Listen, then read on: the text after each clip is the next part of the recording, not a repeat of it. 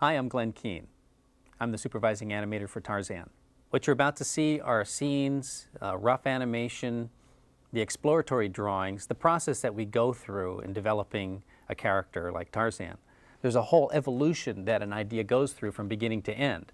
You look at the Sistine Chapel, Michelangelo didn't start by just immediately painting on the ceiling. He first had to do his studies before he could jump into it. The same with animation.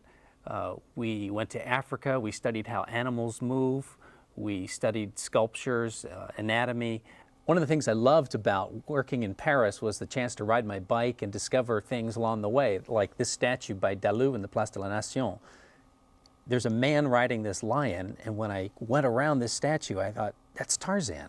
So we started to do drawings based on what we saw from that sculpture and other studies of anatomy. We brought in the professor of anatomy from the École des Beaux-Arts.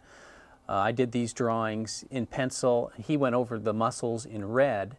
We found that this costume that Tarzan was wearing was going to be the most complicated of all. It was the first time we'd ever animated actually a functioning human anatomy. One of the first exercises that we did was assigning for each animator to study an animal movement and transpose that into Tarzan. That's what we're going to take a look at here. So the very first test, these don't really look like Tarzan as much because this was our first attempt, but they were experimenting with how Tarzan would move as an animal. One, it's an animation here. This is not exactly on model Tarzan. It was his first attempt, but there was something nice about the way he clears his hair out of his eyes, I felt. Here, Christophe had been studying how monkeys clean off the bugs off of each other's hair and felt like, hey, why not have Tarzan do that? You know, to him, it's not unusual.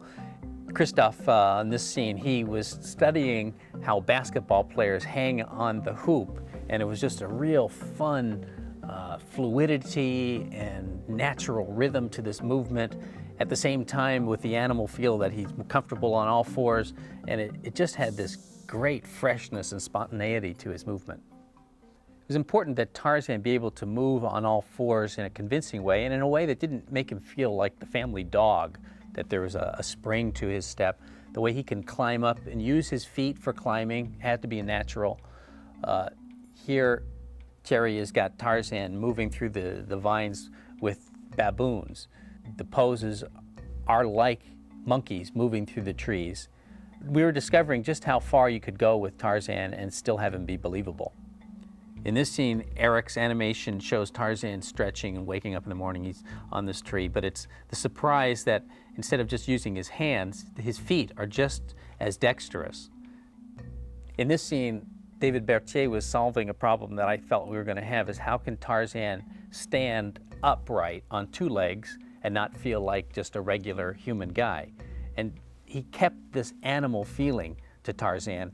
The added bit with the soap and Tarzan's innocence was a little bit of a revelation that we were going to be able to have a lot of fun with Tarzan.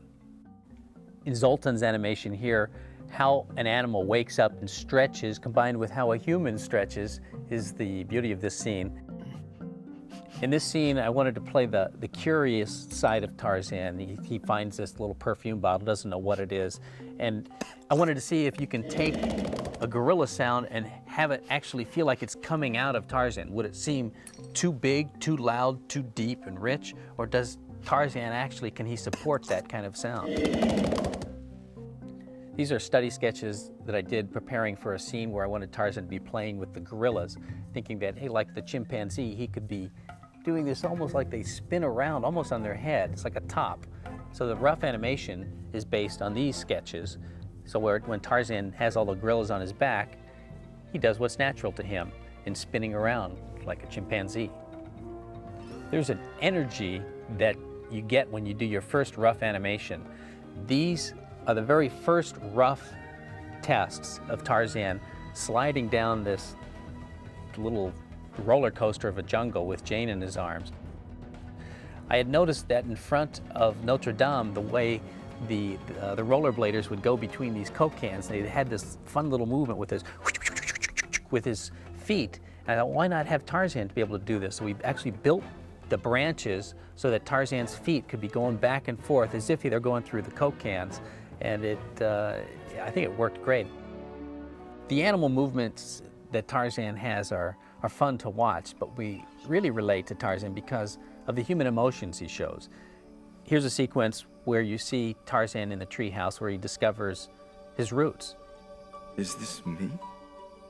These scenes, for me, are often the most difficult because you are trying to express such emotions that you feel yourself and you've experienced in your own life. I remember animating these scenes feeling the same emotions Tarzan was going through. And all you can do sometimes is just press harder on your pencil to try to make the drawing express what you're feeling in your heart, and you hope that the audience can feel it as they're looking at it. The scene where Tarzan meets Jane face to face is a moment where he discovers someone like him. You have to express it in the eyes, and I tried to find a moment in my own life when I had seen and discovered somebody like myself for the first time. And I remember my daughter Claire being born, 30 seconds old. The doctor puts her in my hand, and I looked, and it was like a mirror. I could see myself. And I told Claire, when you see this scene, Claire, that's not Tarzan looking at Jane, that's me looking at you. These are the things that make Disney animation real for us, is taking our own life and trying to put that up onto the screen so the audience feels it like we did.